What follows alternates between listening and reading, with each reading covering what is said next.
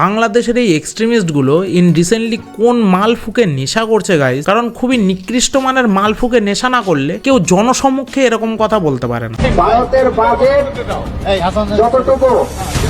Budget যতটুকু তার 40 ভাগের 1 ভাগ ওরা বাংলাদেশ থেকে নিয়ে যায়।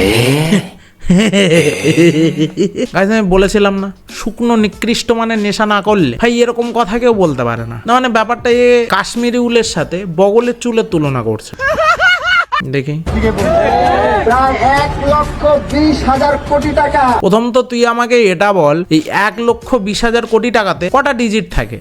আর ওসব কথা বাদ দে, ওসব কথা পরে। তুমি জাস্ট এর মুখটা দেখো, ঠিক আছে? না তুমি বলো এটাকে দেখতে অনেকটা চোষা আমের মতো না?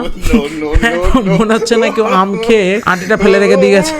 ভাই ছোটবেলায় পোলিও খেয়েছিলি তো? 1,000 কোটি টাকা ওরা প্রতি বছর বাংলাদেশ থেকে নিয়ে যায়। তার মানে কি আমরা যদি এটা বন্ধ করে দেই তাহলে ভারত না খেয়ে মারা যাবে। 200 रुपए दे और 50 रुपए काट ओवर एक्टिंग के वजह।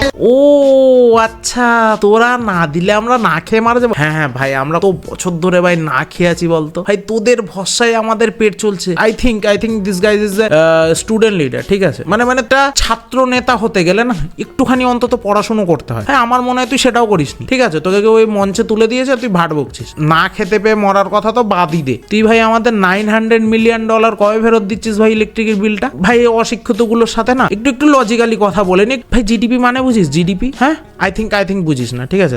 তোদের বাংলাদেশের জিডিপি 2025 সালে $475 বিলিয়ন।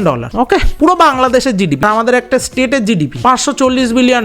তোর পুরো জিডিপি এক সাইডে, তোদের পুরো দেশের জিডিপি এক সাইডে, আর আমাদের একটা স্টেটের জিডিপি এক সাইডে, আর আমরা নাকি না খেয়ে মারা যাবো। ভারত আমাদের দয়ায় বাঁচে।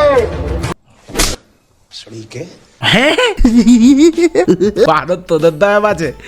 আবে ভাই আমরা দয়া করেছিলাম বলে ভাই তোরা হয়েছিলি, ঠিক আছে?